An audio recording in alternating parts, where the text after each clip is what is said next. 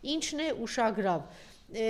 Մենք այսօր երկու մեծահարուստ երևելի հայեր ունենք աշխարհիս տակ, միլիարդերներ, ովքեր ոչ թե իրենց միլիարդներով են հայտնի հայ ժողովրդին, երկուսն էլ հայտնի են իրենց աստղաբաշխական արված մեծ աշխատանքով, հայանպաստ աշխատանքով եւ մեծ բարերարությամբ։ Ասեմ, որ Ռուբեն Վարդանյանը միջազգային մակարդակի այդպիսի գործիչ է իր Ավրորա,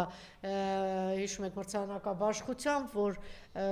նրանք, ովքեր իրենց մեծ բարերարությամբ, հումանիզմով առանձնացել են աշխարհիս ծայրում է ուզում է լինեն, ամեն տարի այդպես մեծ գումար էր հատկացվում եւ մեծ արարողություններ տեղի ունենում։ Եվ նաեւ Սամվել Կարապետյանը, գիտեք, որ